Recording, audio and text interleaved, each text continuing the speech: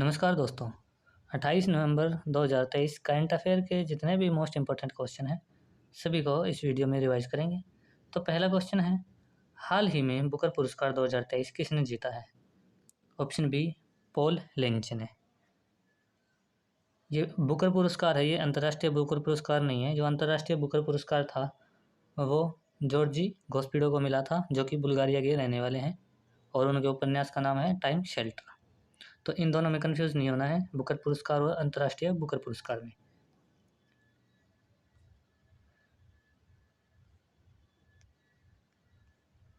दो 2023 का बुकर पुरस्कार पॉल लिंच को पैगंबर सॉन्ग उपन्यास के लिए दिया गया है। इस उपन्यास में 4 बच्चों की माँ की कहानी लिखी गई है, और जो ये पॉल लिंच है ये आयरलैंड के रहने वाले हैं। इम्पोर्टेंट पॉइंट्स, यह पुरस्कार अंग्रेजी भाषा में लिखी पुस्तक के लिए मिलता है। जो पहली बार बुकर पुरस्कार था ये 1969 में दिया गया था। 2022 का बुकर पुरस्कार शोहान करुणातलिका को मिला था, और 23 का मिला है पहले भारतीय जिन्हें बुकर पुरस्कार मिला था वो थे सलमान रुश्दी, और इन्हें मिला था 1981 में। पहली भारतीय महिला जिन्हें बुकर पुरस्कार मिला था ये थी अरुंधति रॉय। इम्पोर्टेंट करंट्स, अंतर्राष्ट्रीय बुकर पुरस्कार अभी बताया था मैंने, 2023 का जो है वो जॉर्जी गोस्पिडो को मिला था, और उनके उपन्यास का नाम था टाइम शेल्टर। अंतर्राष्ट्रीय बुकर पुरस्कार 2022 का जो मिला था ये मिला था गीतांजलि श्री को, और इनकी जो उपन्यास था इनका वो था, उसका नाम था रेत की समाधि। 57वां ज्ञानपीठ पुरस्कार किसे मिला था? ये मिला था दामोदर मोचा को, और जो 56वां ज्ञानपीठ पुरस्कार था वो मिला था नीलमणि फुकन को। और अगर आपसे पूछे कि जो दामोदर मोचा है उन्हें किस भाषा के लिए मिला है, ये मिला है कोंकणी भाषा के लिए। व्यास पुरस्कार 2023 मिला है ज्ञान चतुर्वेदी को पागल खाना उपन्यास के लिए। साहित्य का नोबेल पुरस्कार 2023 किसे मिला है? ये मिला है जॉन फॉसे को, जो कि नॉर्वे के रहने वाले हैं। हिंदी भाषा का साहित्य अकादमी पुरस्कार किसे मिला है? ये मिला है बद्री नारायण को। नेक्स्ट क्वेश्चन, हाल ही में भारतीय तटरक्षक बल ने 9वां राष्ट्रीय प्रदूषण प्रक्रिया अभ्यास नेट पोलरैक्स कहाँ आयोजित किया है? ऑप्शन सी, गुजरात में। नेट पोलरैक्स की फुल फॉर्म है नेशनल पोल्यूशन रिस्पॉन्स एक्सरसाइज। इसका जो क्रम है ये 9वें नंबर का है। इसका आयोजन भारतीय तटरक्षक बल ने वाडीनार गुजरात में किया है। भारतीय तटरक्षक बल के अध्यक्ष हैं जो है वो हैं राकेश पॉल, अभी नए बने हैं। इंपॉर्टेंट पॉइंट्स, ग्लोबल फिशरिंग कॉन्फ्रेंस का आयोजन अभी गुजरात में हुआ था, और इसी में गुजरात की जो राज्य जलीय जीव है उसे वो घोल मछली को बनाया गया था। भारत का पहला नैनो यूरिया लिक्विड प्लांट ये कलोल गुजरात में स्थापित हुआ था, और जो दूसरा नैनो यूरिया लिक्विड प्लांट है वो प्रयागराज में स्थापित हुआ है। बेस्ट पर्यटन गांव जो है वो ये धोरेड़ा गांव है, जो कि गुजरात का है। इम्पोर्टेंट करंट्स, अभी चक्रवात अभ्यास 2023 का आयोजन ये इंडियन नेवी के द्वारा किया गया है। संप्रीति अभ्यास बोंगो सागर अभ्यास ये बांग्लादेश और भारत के बीच होता है। हरिमू शक्ति अभ्यास ये अभी मलेशिया और भारत के बीच हुआ है। सिम्पेक्स 2023 का आयोजन सिंगापुर और भारत के बीच होता है। जायद तलवार ये यूएई और भारत के बीच होता है। सल्वैक्स युद्ध अभ्यास ये यूएसए और भारत के बीच होता है। वज्र प्रहार अभ्यास यूएसए और भारत के बीच होता है। जितने भी इम्पोर्टेंट अभ्यास हैं वो सभी कवर हो गए हैं। नेक्स्ट क्वेश्चन, हाल ही में किस राज्य ने ओनाटुकारा तिल का जीआई टैग मिला है? ये मिला है ऑप्शन सी, महाराष्ट्र को, सॉरी ऑप्शन ए केरल को। केरल को ओनाटुकारा तिल का जीआई टैग मिला है। जो ओनाटुकारा तिल है ये स्वास्थ्य के लिए लाभकारी होता है। इसमें विटामिन ई और एंटीऑक्सीडेंट पाए जाते हैं, इसी कारण से इसे जीआई टैग मिला है। इंपॉर्टेंट पॉइंट्स, जीआई टैग अधिनियम है ये 1999 में आया था, और ये जो टैग दिया जाता है जीआई टैग ये वाणिज्य उद्योग मंत्रालय के द्वारा दिया जाता है। जो पहला भारत में पहला जीआई टैग था ये दार्जिलिंग की जो चाय है उसको दिया गया था 2004 में, और जीआई टैग जो है वो 10 वर्ष के लिए दिया जाता है। अभी विटामिन का नाम आया है तो सभी विटामिन के जो साइंटिफिक नेम है वो जान लेते हैं। विटामिन ए का साइंटिफिक नेम है रेटिनॉल। विटामिन B1 का जो नाम है वो है थायमिन। B12 का नाम है साइनोकोबोलिन। जो B12 है विटामिन B12 इसमें कोबाल्ट की मात्रा अधिक होने के कारण इसका नाम साइनोकोबोलिन है। विटामिन सी का जो नाम है वो है एस्कोरोबिक एसिड। विटामिन डी का नाम है कैल्सीफेरोल। विटामिन ई का नाम है टोकोफेरोल और विटामिन के का नाम है फिलोकिनोन। इंपॉर्टेंट करंट्स, अमरोहा ढोलक का जीआई टैग अभी उत्तर प्रदेश को मिला है। ओथूर पान का जीआई टैग ये तमिलनाडु को मिला है। सुद्रजा आम का जीआई टैग मध्य प्रदेश को मिला है। कम्बम अंगूर का जीआई टैग तमिलनाडु को मिला है। नागरी दुबराज चावल का जीआई टैग छत्तीसगढ़ को मिला है। गामोसा का जीआई टैग असम को मिला है। चुरपी पनीर का जीआई टैग ये अरुणाचल प्रदेश को मिला है। नेक्स्ट क्वेश्चन, भारत का सबसे बड़ा टाइगर रिजर्व कहाँ स्थापित किया जाएगा? ऑप्शन सी, मध्य प्रदेश में। मध्य प्रदेश में दमोह जिले में भारत का सबसे बड़ा टाइगर रिजर्व स्थापित किया जाएगा। नौरादेही अभ्यारण्य और दुर्गावती अभ्यारण्य को आपस में मिलाकर एक कर दिया जाएगा, जिससे यह भारत का सबसे बड़ा बन जाएगा। कोई नया टाइगर रिजर्व स्थापित नहीं किया जाएगा। जो दो अभ्यारण्य हैं उन्हें एक ही में मिला दिया जाएगा और उसका कोई नया नाम दे दिया जाएगा, या फिर इन्हीं में से एक नाम हो जाएगा और वह सबसे बड़ा हो जाएगा भारत का tiger reserve. Important points, Satpura tiger reserve Madhya Pradesh में है। पन्ना टाइगर रिजर्व ये मध्य प्रदेश में है। कान्हा टाइगर रिजर्व ये मध्य प्रदेश में है। बांधवगढ़ टाइगर रिजर्व मध्य प्रदेश में। पेंच टाइगर रिजर्व मध्य प्रदेश में। बांदीपुर टाइगर रिजर्व कर्नाटक में। पलामू टाइगर रिजर्व झारखंड में। सिमलीपाल टाइगर रिजर्व ओडिशा में। पेरियार वन्यजीव अभ्यारण्य केरल में। सरिस्का वन्यजीव अभ्यारण्य राजस्थान में। नामदफा नेशनल पार्क ये अरुणाचल प्रदेश में है। रामगढ़ विषधारी टाइगर रिजर्व ये राजस्थान में है और 52वां टाइगर रिजर्व बना था।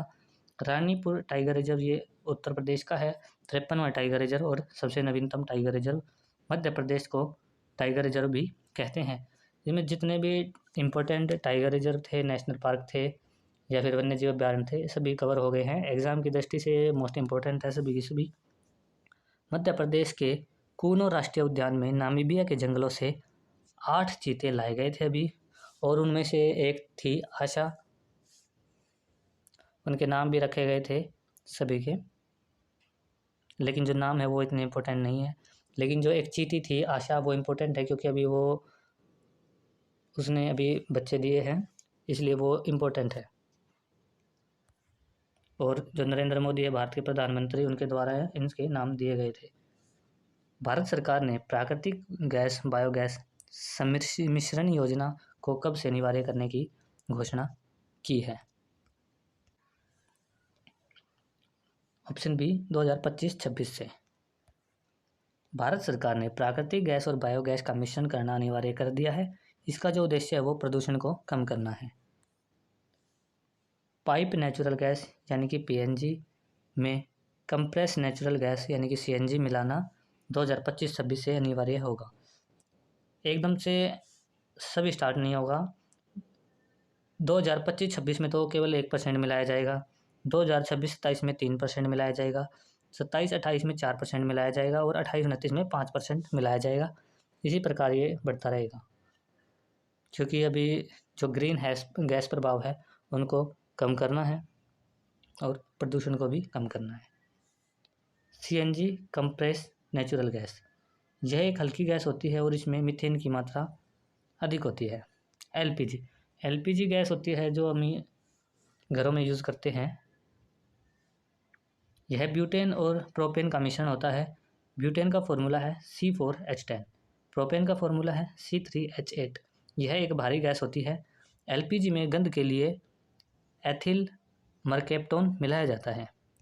इंपॉर्टेंट पॉइंट्स, पशुओं के जुगाली करने से कौन सी गैस निकलती है? मीथेन। ये इंपॉर्टेंट क्वेश्चन है, काफ़ी बार पूछा जा चुका है।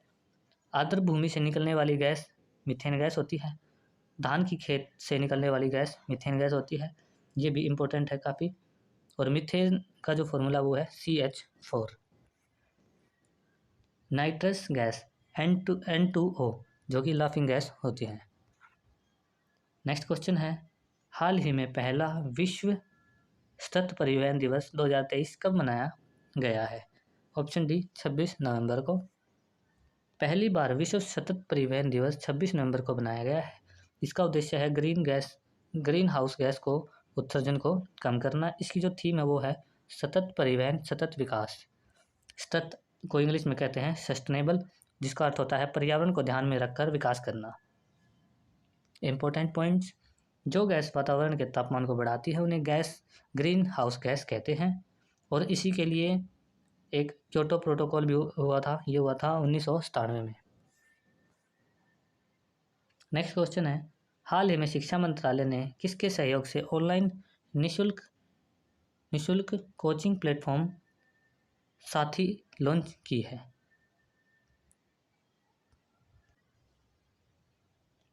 Option A IIT Kanpur.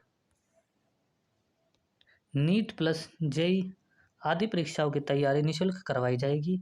इसका कोर्स जो है ये 45 दिनों का होगा। इसमें जो भी नीट और जेई की परीक्षा की तैयारी कर रहा है उसे 45 दिनों का कोर्स होगा। उसमें टेस्ट उपलब्ध कराए जाएंगे और वो अपना टेस्ट देके अपनी तैयारी कर सकते हैं। यह जो है शिक्षा मंत्री धर्मेंद्र प्रधान ने इस प्लेटफॉर्म को लॉन्च किया है, और इसमें जो मदद की है वो की है IIT कानपुर ने। इम्पोर्टेंट करंट्स, उद्गम पोर्टल ये किसने लॉन्च किया है? रिजर्व बैंक ऑफ इंडिया ने। जो लावारिस धन होता है, यानी कि जो बैंकों में जमा करवा के लॉकरों में जमा करवाते हैं और उसे वापस लेना नहीं आते, उसके लिए रिजर्व बैंक ने उद्गम पोर्टल स्टार्ट किया है। सुस्वागतम पोर्टल ये सुप्रीम कोर्ट द्वारा लॉन्च किया गया है। मेरी लाइफ ऐप ये पर्यावरण मंत्रालय द्वारा शुरू किया गया है। ई अमृत ऐप ये नीति आयोग द्वारा स्टार्ट किया गया है इलेक्ट्रॉनिक व्हीकल्स के लिए। नेक्स्ट क्वेश्चन है, खेलो इंडिया पैरा गेम्स 2023 के लिए संस्करण का शुभंकर क्या है? ऑप्शन ए उज्ज्वला।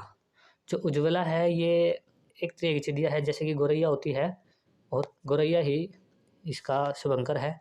क्योंकि जो गौरैया है ये दिल्ली का राष्ट्रीय पक्षी है, इसीलिए उज्ज्वला को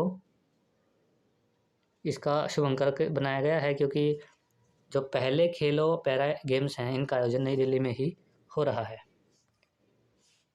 आयोजन नई दिल्ली में पहली बार हो रहा है इस बार, और इसमें केवल टोटल 7 खेल होंगे। Important currents, hockey world cup का शुभंकर है ओली। फीफा वर्ल्ड कप का शुभंकर है लाइव। ICC क्रिकेट का शुभंकर थे क्रिप्टोवर्स। खेलो इंडिया यूथ गेम्स का शुभंकर आशा। ये आशा वही है जो चीतों का वर्णन हुआ था, जो नामीबिया के जंगलों से लाए गए थे कूनो राष्ट्रीय उद्यान में, उन्हीं में से एक है आशा। खेलो इंडिया यूनिवर्सिटी गेम्स का शुभंकर है जीतू।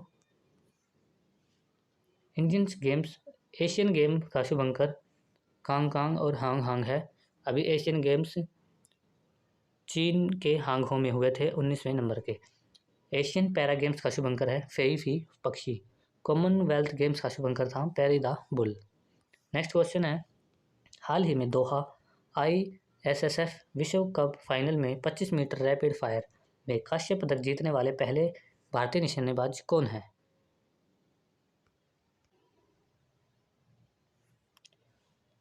ऑप्शन डी अनिल बनवाला। इसका जो आयोजन है वो कतर दोहा में हुआ था। इंपॉर्टेंट पॉइंट्स, ब्रोंज यानी कि जो तांबा है वो किसके मिश्रण से मिलता है? तांबा प्लस टीन, इन दोनों से मिलकर बनता है। ब्रास यानी कि पीतल, ये तांबा और जिंक से मिलकर बनता है। नेक्स्ट क्वेश्चन है, हाल ही में उत्तर प्रदेश में कहाँ दूसरा फ्लोटिंग CNG स्टेशन का उद्घाटन हुआ है? ऑप्शन बी वाराणसी में। ये क्वेश्चन कोई है नहीं इतना मुश्किल, क्योंकि इसमें जो फ्लोटिंग है वो ऐसी जगह पर होगा जहाँ पे पानी हो, और फ्लोटिंग ना तो यहाँ पे कोई झील है ना समुद्र है, तो ये नदी या फिर घाट पे होगा। तो कौन से घाट पे होगा केवल ये याद रखना है। वाराणसी में गंगा नदी के रविदास घाट पर दूसरे फ्लोटिंग CNG स्टेशन का उद्घाटन हुआ है। दूसरा तो रविदास के घाट पर हुआ है, तो पहला कहाँ पे हुआ है? पहला हुआ है फ्लोटिंग CNG स्टेशन वाराणसी के नमो घाट पर। इसकी स्थापना करने वाले जो हैं वो पेट्रोलियम और प्राकृतिक गैस मंत्री हरदीप सिंह पुरी हैं। इंपॉर्टेंट करंट्स, SCO की जो पहली सांस्कृतिक राजधानी है ये वाराणसी को बनाया गया है। उत्तर प्रदेश सरकार ने 25 नवंबर को नो नॉनवेज डे बनाने की घोषणा की है। ये काफ़ी इम्पोर्टेंट है, किसी भी एग्ज़ाम में मिल सकता है। No nonveg day